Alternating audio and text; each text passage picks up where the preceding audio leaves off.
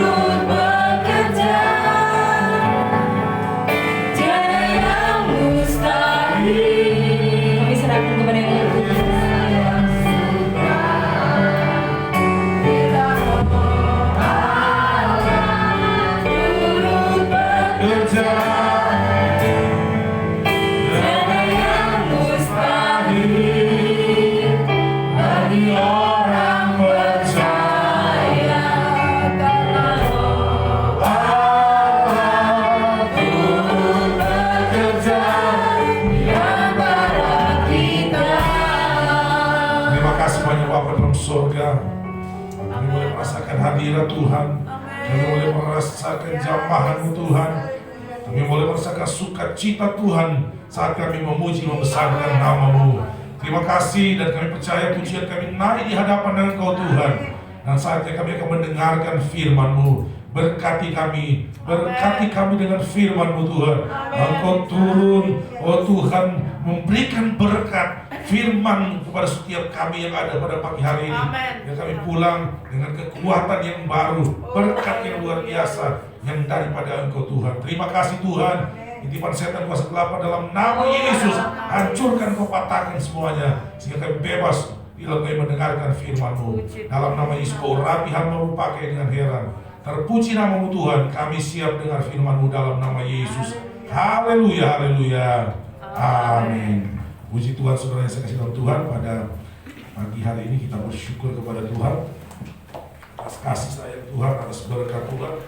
Kita boleh ada, kita boleh memuliakan Tuhan, membesarkan nama Tuhan. Nah saudara yang saya kasih dalam Tuhan, pada sebelum kita Omikron, saya telah menyampaikan beberapa materi dalam pelayanan minggu tentang power karakter, tentang jiwa yang bolong, dan transformasi hati. Nah, saudara, saya akan melanjutkan di bagian ini, saudara, tentang 7 perubahan menuju manusia Kristus atau manusia Allah. Nah, saudara yang saya kasih dalam Tuhan, saya ingat ini pernah saya sampaikan beberapa waktu yang lalu, tapi saya ingin mengembalikan kebenaran Allah ini, saya ingin menyampaikan kembali karena biasanya itu sekian lama kita lupa, padahal kita baru menyampaikan tentang power karakter, tentang jiwa yang bolong. Sebenarnya satu rangkaian yang dalam satu camp seminar. Nah, kita mulai dalam kitab Kolose pasal yang ketiga, Kolose pasal 3 ayat 10. Firman Tuhan berbunyi demikian. Dan telah mengenakan manusia baru yang terus menerus diperbaharui untuk memperoleh pengetahuan yang benar menurut gambar kali. Nah saudara yang saya kasih dalam Tuhan, saya pernah mendengar dalam satu seminar, ada satu hal yang abadi di dunia ini adalah perubahan. Saudara, kita hidup kecil berubah jadi besar. Manusia hidup dari zaman batu, zaman modern, dia berubah terus. Tidak tahu nanti zaman apa setelah ini. Dalam kehidupan manusia pun perubahan-perubahan itu sering terjadi. Pada tahun-tahun yang lalu keinginan kita seperti ini, tiba-tiba terjadi pergeseran yang terjadi dalam kehidupan kita. Nah, saudara, ayat ini berkata mengenakan manusia baru yang terus menerus diperbaharui. Jadi bukan berarti ketika kita menjadi orang percaya kita diperbaharui oleh Tuhan, lalu kita berdiam di sana dalam satu situasi kondisi yang hanya seperti itu, gereja yang stuck, gereja yang tidak berkembang, gereja yang tidak bertumbuh, atau kalau kita bawa dalam kehidupan kita, kehidupan rohani yang tidak bertumbuh. Jadi terus menerus diperbaharui. Hari ini kita ada sesuatu yang berubah dalam kehidupan kita secara rohani. Lalu pada besok hari, bulan, tahun, berarti ada hal-hal yang baru yang Tuhan kerjakan dalam kehidupan kita, sehingga terus terjadi perubahan sampai kita menuju pada manusia yang sama betul dengan gambar Khalik.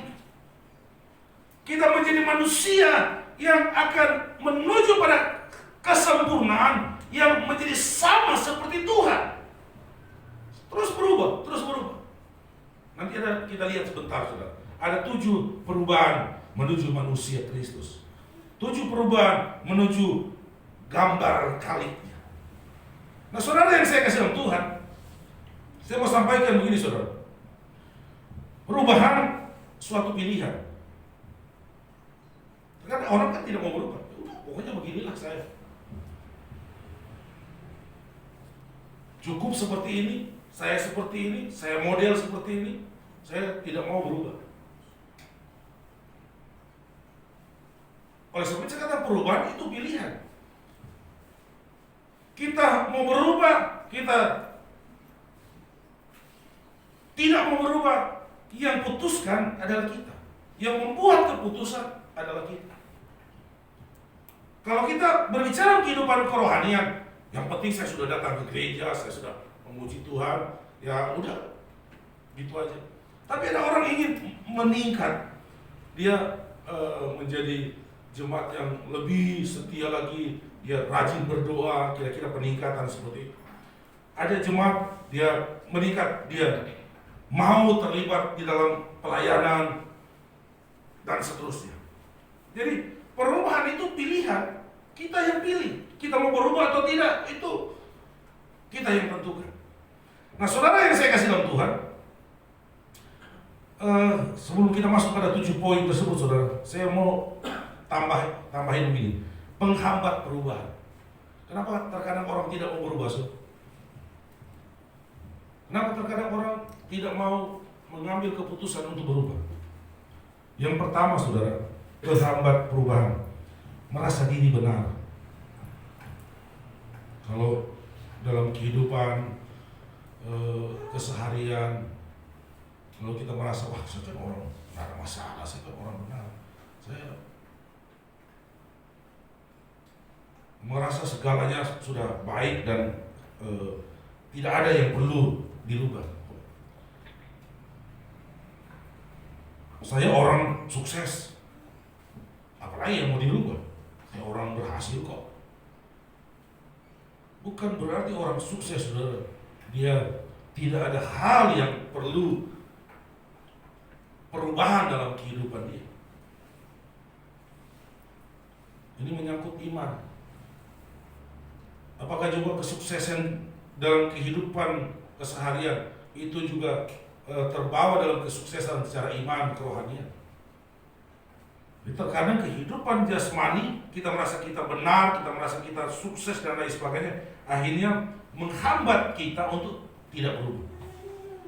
Yang berikut saudara, kenapa sih kita tidak ingin berubah? Terkadang yang paling parah saudara karena sombong, kesombongan. Oh saya tidak mau berubah karena gengsi dong. Masa saya hamba Tuhan, masa saya anak Tuhan, lalu masih disampaikan perubahan.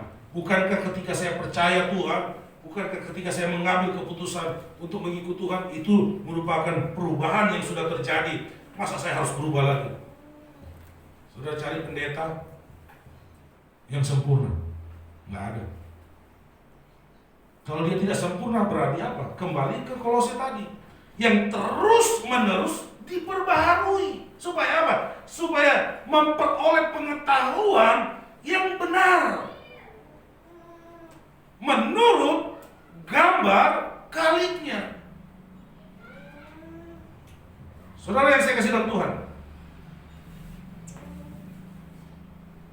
yang berikut, hambatan-hambatan, merasa wah saya kan pendeta, masa saya mau berubah? Ini terkadang saudara, kita terjebak dengan status kita sehingga kita merasa tidak perlu berubah. Kan saya sudah lama anak Tuhan, masa sudah anak Tuhan masih dibilang bro harus berubah dong, menjadi anak yang baik, menjadi anak Tuhan yang baik, bro harus berubah dong. Rasa saya sudah puluhan tahun, kamu belum jadi pendeta, kamu belum ada apa-apanya, saya sudah anak Tuhan, nggak usah lagi disuruh-suruh saya berubah. Kita lihat saudara sejarah gereja itu bergerak dalam perubahan. Kita ingat gereja mula-mula, lalu masuk pada gereja Katolik, Protestan, masuk ke Baptis, mungkin ada salah-salah penyusunan, masuk pada aliran Pentakosta. Aliran Pentakosta dia bergerak ke karismatik.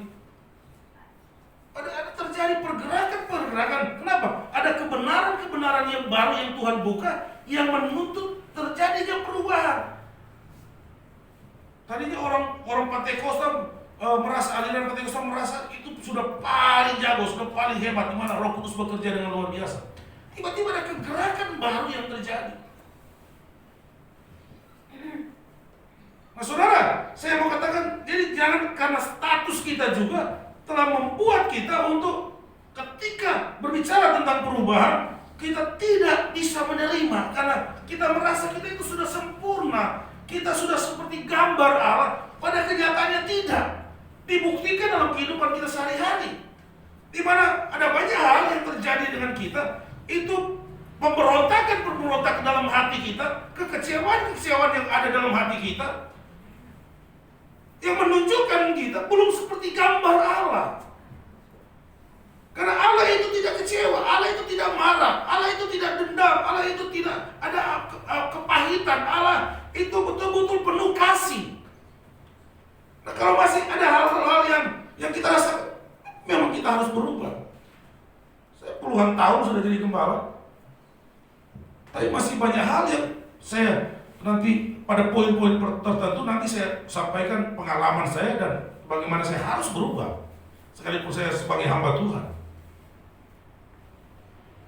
sekalipun sudah puluhan tahun dalam pelayanan, tetap masih ada hal-hal yang terus digesek untuk makin hari makin baik, dan pada akhirnya saya akan menjadi sama seperti gambar Allah. Saya kan guru soal Alkitab. Saya kan suka kasih PA di jemaat. Saya kan suka ngajar tentang firman Tuhan. Saya tahu semua dari Kejadian sampai Wahyu. Nggak usah bicara perubahan kepada saya. Siapa bilang?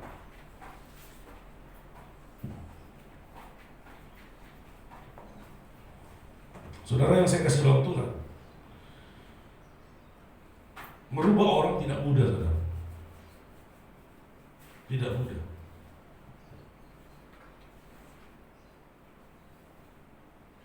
Tidak gampang untuk mengajak orang untuk berubah. Lebih mudah menggulingkan pemimpin daripada merubah seorang pemimpin akan karakternya. Maaf, itu gubernur DKI lalu cuma dibilang, Pak, dirubah aja sedikit komunikasinya, kata-katanya, nggak usah terlalu kasar. Enggak, tetap ngotot keke dengan pendiriannya. Merubahkan itu kalimat yang keras dengan kalimat yang sama tetapi dengan nada yang lembut. Hanya itu aja kok yang perlu dirubah. Tapi enggak.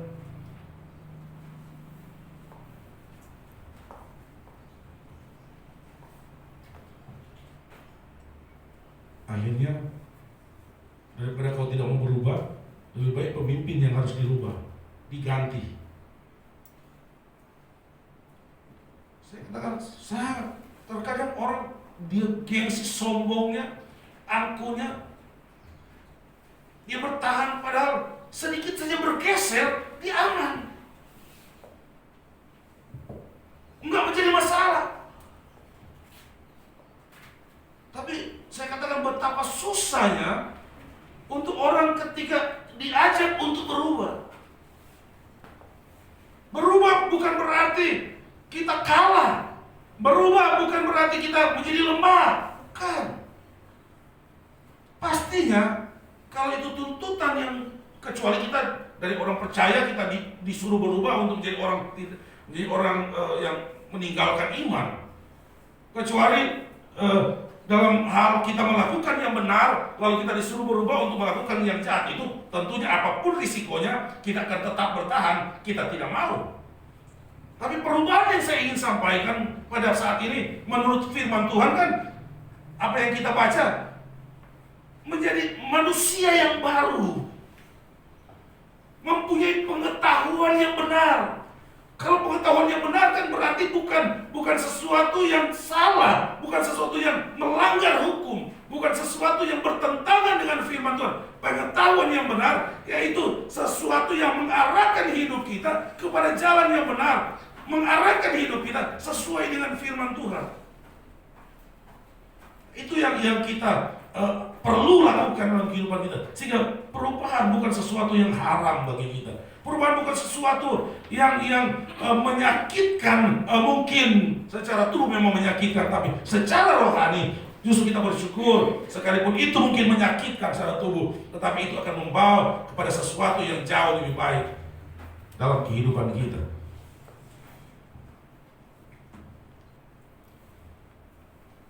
Saudara yang saya kasih dalam Tuhan, kita akan melihat ada 7 hal yang perlu dalam kehidupan kita berubah untuk menuju manusia Kristus. Saya sudah bicara tentang karakter. Kalau saudara lupa, balik lagi putar videonya.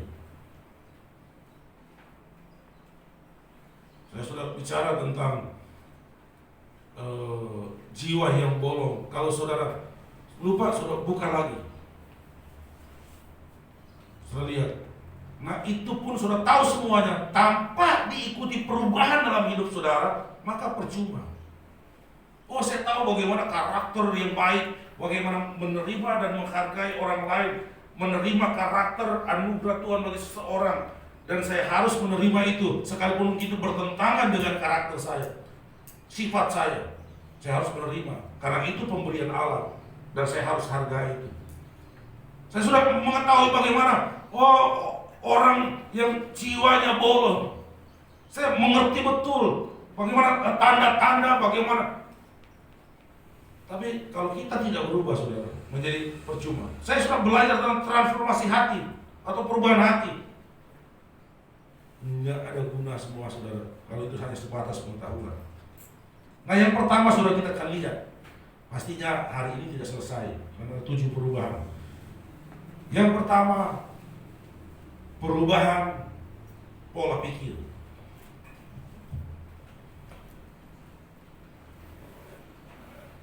Roma pasal 12 ayat 2, firman Allah berkata seperti ini. Janganlah kamu menjadi serupa dengan dunia ini, tetapi berubahlah oleh pembaharuan budimu, sehingga kamu dapat membedakan manakah kehendak Allah, apa yang baik, yang berkenan kepada Allah, dan yang sempurna.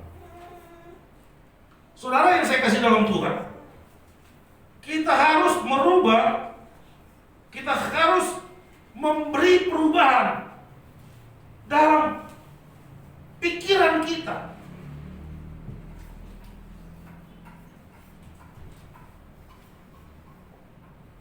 Supaya ketika pola pikir kita berubah,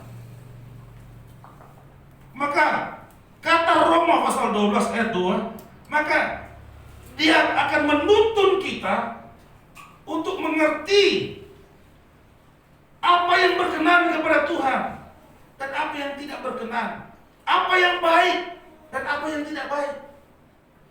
Nah, kalau kita pakai pola pikir yang lama, saya katakan bisa membuat kita terjebak pada situasi di mana sebenarnya apa yang kita lakukan, sebenarnya apa yang ada dalam kehidupan kita, dalam perencanaan, dalam pikiran kita, dalam eksekusi, sebenarnya bertentangan dengan firman Tuhan, tapi kita lakukan terus. Tuhan tidak mau, saudara. Karena dalam ayat yang pertama dikatakan seperti ini, dalam Roma 12 ayat pertama, karena itu saudara-saudara, demi kemurahan Allah aku menasihatkan kamu, supaya kamu mempersembahkan tubuhmu sebagai persembahan yang hidup, yang kudus dan yang berkenan kepada Allah, itulah ibadahmu yang sejati. Karena kalau kita pola pikir kita tidak diubahkan, di mana kita sembarangan saja. Ya, main itu tidak baik, main itu baik, bagi kita samakan saja. Hitam dan putih bagi kita sama. Maka saya mau katakan kepada saudara, maka itu ketika kita beribadah kepada Tuhan, ketika kita mempersembahkan kepada Tuhan, maka Tuhan tidak mau. Kenapa? Yang Tuhan mau ibadah yang sejati, ibadah yang berkenan kepada Tuhan adalah ibadah di mana kita mempersembahkan hidup kita yang kudus, berkenan kepada Tuhan. Jadi sesuatu yang tidak ada cacat, sesuatu yang betul-betul sudah dipisahkan oleh pikiran kita, bahwa kita harus tempatkan bahwa saya harus berdiri di tempat yang benar. Saya harus menempatkan hidup saya sebagai hidup yang kudus di hadapan Tuhan, supaya ketika saya beribadah, ibadah saya berkenan kepada Tuhan.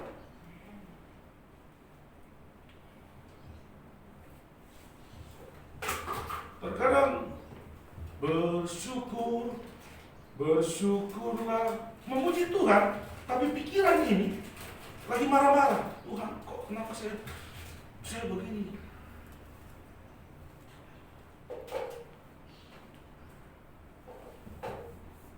Nyanyi bersyukur kepada Tuhan, tapi hatinya, aduh, gemes banget. Kenapa? Karena ada sesuatu yang membuat mau marah.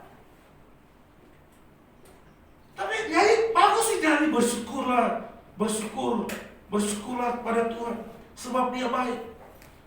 Tapi cuma sedikit tersinggung, sedikit kekurangan secara materi, sedikit flu, sedikit apa lagi saudara? Kita nyanyi suaranya memang keluar, merdu sekali suaranya, tetapi di dalam pikiran kita ini jahat. Nah, inilah firman katakan, maka harusnya kita berubah dalam pola pikir kita. Mengucap syukur dalam segala hal, sebab itulah yang dikehendaki Tuhan. Kita tanamkan, kita mulai rubah dalam pikiran kita. Saya memang ada persoalan, saya memang ada masalah, tapi saya mau bersyukur kepada Tuhan. Saya mau berterima kasih. Kenapa? Karena saya mau berkenan kepada Tuhan.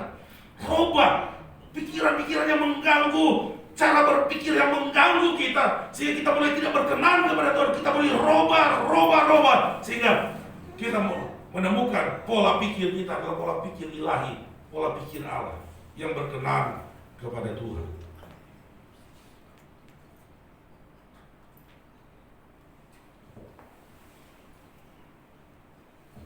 Saudara yang saya kasih dalam Tuhan, saya tidak tahu, saya berharap di sini tidak ada.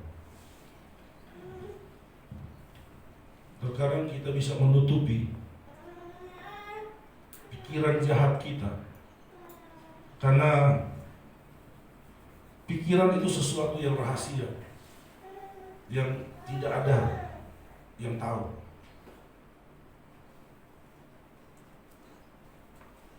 Kecuali Tuhan memang. Saudara, suami istri, apa yang dipikir suami, apa yang dipikir istri,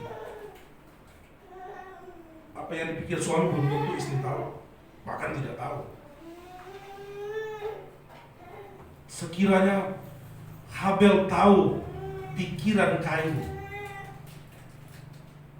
maka Habel tidak akan ikut Kain ketika Kain mengajak Habel untuk pergi. Kalau Habel tahu bahwa Kain mempunyai pikiran yang jahat, bahwa dia mengajak pergi untuk membunuh Habel, maka saya yakin Habel tidak akan ikut. Dia mungkin akan ada alasan. Kain, sorry ya, kak, sorry ya, bang, sorry ya, aku tidak bisa pergi. Aku mau temenin papa sama mama. Oh, aku disuruh ke sana. Oleh sebab itu saya katakan, pikiran itu sesuatu yang rahasia. Hanya kita yang tahu apa yang ada dalam pikiran, apa yang kita rencanakan, kita tahu.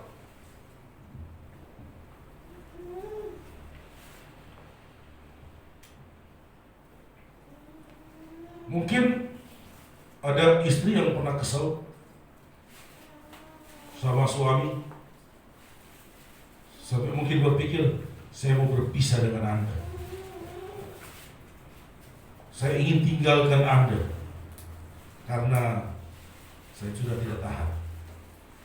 Atau sebaliknya, ada suami yang kesel, mungkin sampai berpikir untuk mau meninggalkan istrinya. Kalau pas lagi marah-marah, istrinya itu tidak tahu. Saya berharap di sini tidak ada. Dan kalau boleh, kalau ada itu jangan ulangi lagi itu dalam pikirannya. Kenapa? Kalau kita pas lemah setan tangkap itu, saudara, itu akan berbahaya.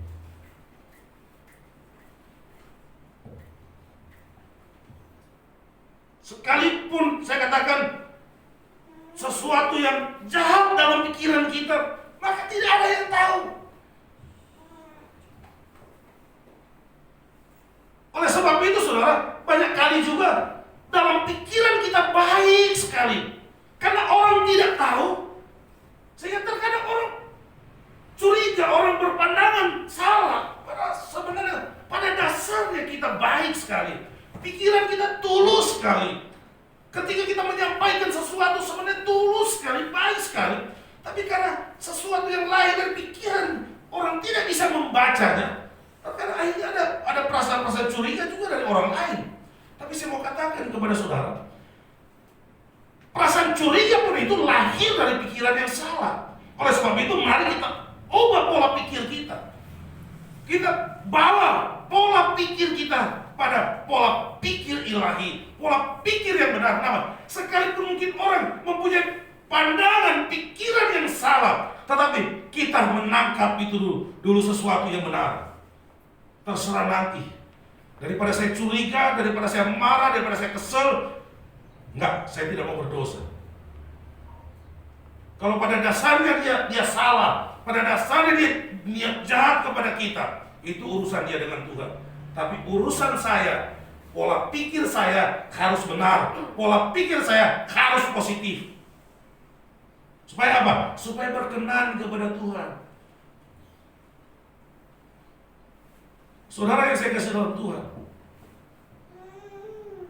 saudara, saya katakan tidak bisa melihat saya berkenan atau tidak berkenan kepada Tuhan. Kenapa? Karena saudara tidak tahu apa yang ada dalam pikiran saya. Yang tahu hanya Tuhan. Oh, ini hambaku itu berkenan kepada saya. Oleh sebab itu saya mau katakan, ada begitu banyak pendeta yang di sana melakukan banyak kesalahan, di sana melakukan banyak dosa. Saudara, waduh, mengagum-ngagumi. Kenapa? Karena di dalam pikiran saudara tidak tahu. Saya baru beberapa hari yang lalu saya mendengar satu kesaksian dari seorang hamba Tuhan. Seorang hamba Tuhan ini, seorang istri hamba Tuhan datang curhat kepada dia, menceritakan bagaimana suaminya itu berselingkuh. Dia tidak tahan. Dia ingin menyampaikan sesuatu hal yang salah, tetapi diancam oleh suaminya. Coba kamu buka rahasia saya bahwa saya hidup dalam perselingkuhan. Nanti kamu tidak makan. Mas, saudara bayangkan pendeta seperti itu tiap minggu khotbah di mimbar, saudara. Padahal pikirannya jahat, kelakuannya jahat.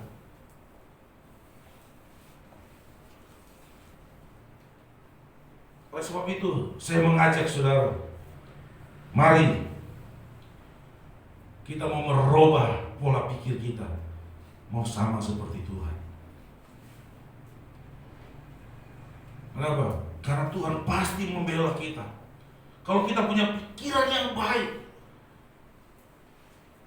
kalau pikiran kita benar di hadapan Tuhan, maka kita akan menuju pada satu perubahan yang akan menuju pada satu pribadi, menjadi sama seperti pribadinya Tuhan yang sempurna adanya.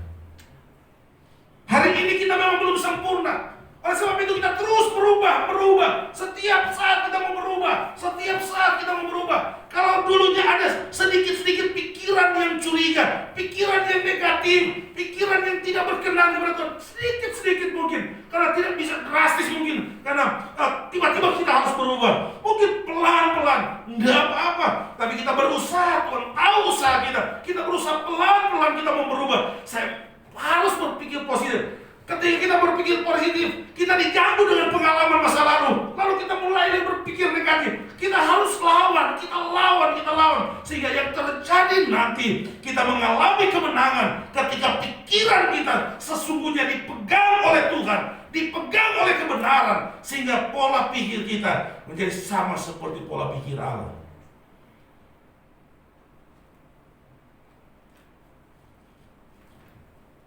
Saya sih sudah mengampuni. Kalau masih ada begitu, sudah ini masih ada yang harus dirubah. Tapi saya masih ingat apa yang dia lakukan kepada saya. Ada keluarga masih bertahan bukan karena saling cinta.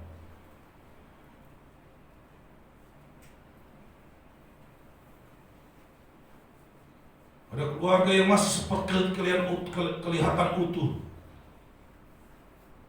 Sebenarnya di dalamnya sudah rusak.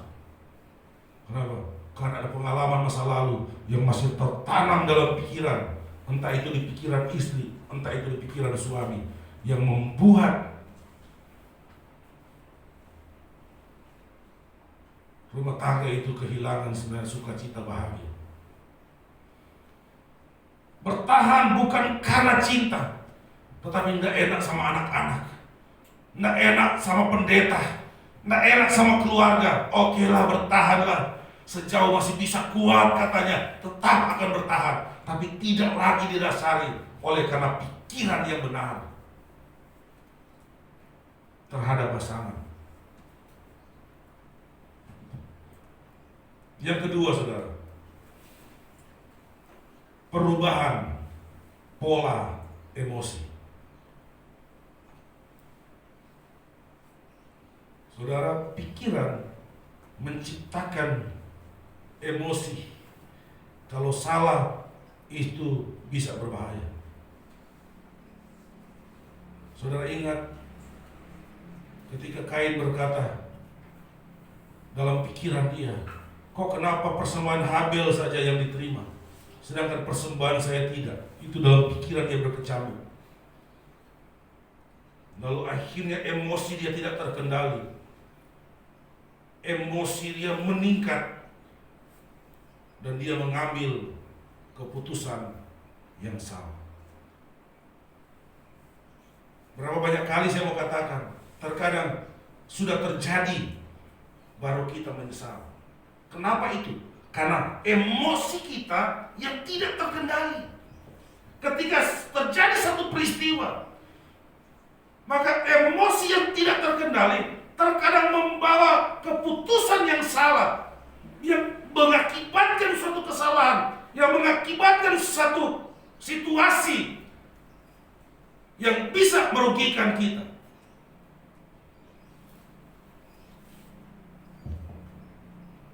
Berapa banyak kali saudara dengar ketika seseorang emosi melontarkan kata-kata yang tidak pantas.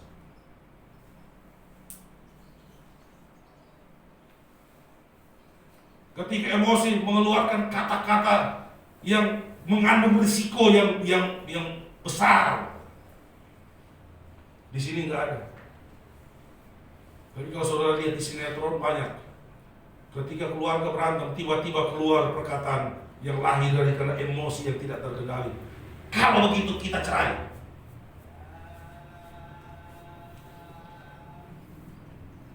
Itu hanya di sinetron, saudara. Di tempat ini tidak ada.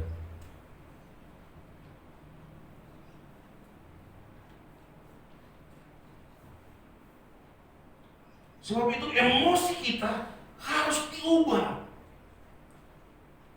Kita kirim emosi kita kepada hal-hal yang positif. Filipi pasal 2 ayat 5 berkata seperti ini. hendaklah kamu dalam hidupmu bersama menaruh pikiran dan perasaan yang terdapat juga dalam Kristus Yesus. Jadi pikiran kita, menaruh pikiran, perasaan atau emosi yang terdapat dalam Yesus Kristus, dalam pikiran Tuhan.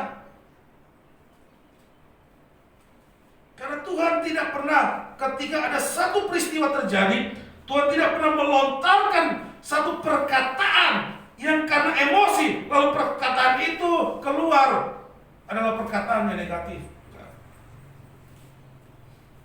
Seberat apapun masalah, Tuhan tidak mengambil satu tindakan yang didasari oleh emosi yang tidak terkendali, sehingga apa yang dia keluarkan itu dapat mengakibatkan sesuatu yang bahaya. Kalau Tuhan emosi di Taman Firdaus, saudara, tentara Romawi habis semuanya itu, saudara. Dia cuma batuk, saudara, bukan batuk corona. Itu selesai itu tentara Romawi. Kalau sekarang kan batuk pada lari, darah Yesus, ada yang batuk di samping. Tapi sekarang sudah pemerintah kayaknya sudah merasa nggak apa-apa lagi, saudara. Itu saya lihat di kereta, saudara. Itu pembatas-pembatas dulu kan ada jarak, itu dicabut semuanya. Sekarang boleh duduk berdampingan. Tapi kalau dulu, coba batuk, saudara, satu gerbong itu keluar itu. Nah kalau Tuhan emosi, cuma hembusan nafas dia, saudara, selesai semua itu. Tapi Tuhan tidak. Ketika justru Petrus mengambil pedang, salah satu murid mengambil pedang lalu memotong salah satu kuping dari tentara yang datang, saudara. Yesus tenang, dia kata, jangan kamu gitu. Karena siapa yang menggunakan pedang, dia akan dimakan oleh pedang. Yesus mengambil dan Yesus kasih kembali itu kuping, saudara. Dia tidak emosi, padahal dia mau ditangkap Yesus. Dia emosi murid-muridnya. Nah, kita mau belajar kepada Yesus. Perasaan yang terdapat dalam Kristus Yesus. Itu emosi kita, emosi yang ada dalam Yesus. Perasaan yang ada dalam Yesus kita harus tahu, supaya tidak terjadi hal-hal yang dapat merusak kehidupan kita. Stop mengeluarkan kata-kata buruk, negatif. Kalau ada persoalan, ibu-ibu, bapak-bapak, kalau perkataan itu jadi sesuatu kenyataan, saudara, nanti kita yang merugi sendirinya. Kita menyesal sudah terlambat. Kata si Gisel, hal yang sangat berat yang merugikan dia adalah keputusan ketika dia menggugat cerai suaminya, si Gading Martin. Dia menyesal sekali kenapa itu dia lakukan. Tapi sudah terjadi. Mau balik, mau ubah, sudah terjadi, saudara. Ada peribahasa kan, penyesalan tidak datang duluan kan? Penyesalan datang itu biasanya belakangan, terlambat.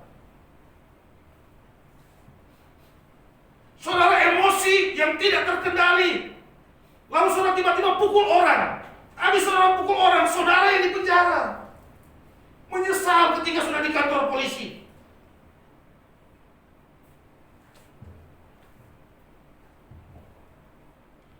Itu emosi, itu biasa itu merupakan luapan dari perasaan yang berkembang.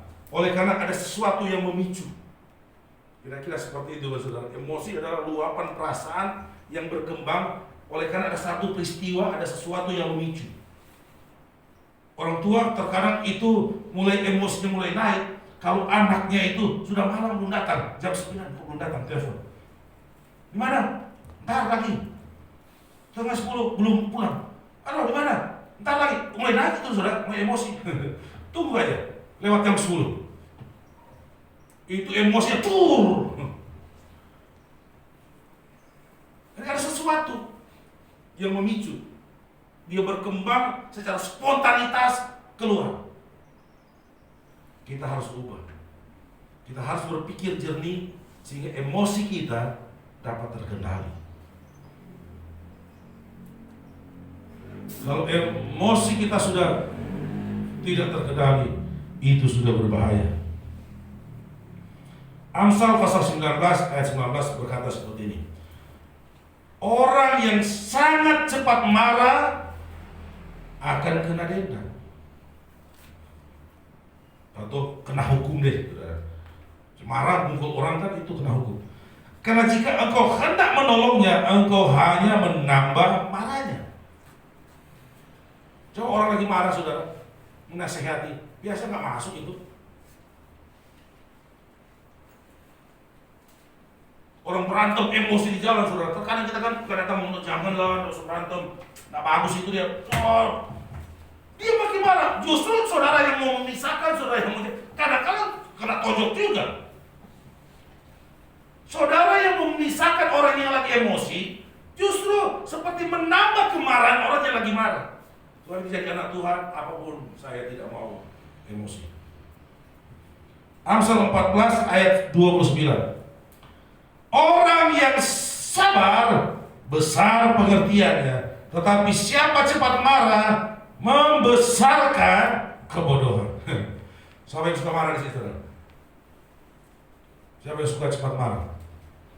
Kata firman Tuhan, dia sementara memperbesar kebodohannya. Jadi kalau orang-orang marah saudara, suami mau marah-marah langsung bilang, Pak, baca itu Amsal. Sementara Papa membesar kebodohan Bapak. Kalau istri lagi marah, lagi cerewet, nggak berhenti-berhenti, langsung kasih kirim ayat WA di dia. Kalau nggak baca ini, Mama sementara memperbesar kebodohan Mama. Kalau anak-anak marah-marah, kasih tunjuk ini ayat sama anak-anak. Tapi kalau juga orang tua marah-marah berlebihan, langsung bilang, Ma, kayaknya itu kemarin ayat Amsal lo bagus. Apa itu Amsal? Coba mau baca Amsal 14 ayat 29. Kalau mama marah, papa marah-marah terus, sementara memperbesar itu kebodohan.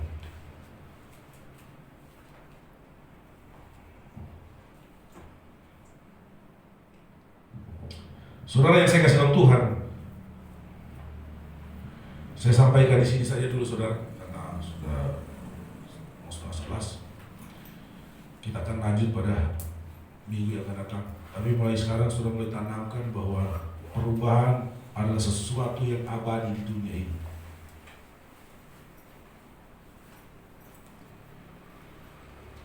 Saya harus berubah kepada hal yang positif. Kata Alkitab, kita terus menerus berubah supaya kita menjadi sama seperti gambar taliknya. Kapan itu saudara? Oh, kita tidak tahu saudara. Kapan kita menjadi sempurna seperti Yesus? Sebelum kita terangkat berarti kita belum sempurna. Karena Henok ketika dia sempurna, dia terangkat. Oleh sebab itu berarti kita harus setiap saat, setiap waktu kita harus berubah supaya kita pada titik tertentu kita akan sama seperti Yesus. Kalau toh kita mati belum terangkat, tapi minimal kita terus berubah kepada hal yang benar sehingga kalau toh kita mati kita akan masuk surga. Puji Tuhan saudara.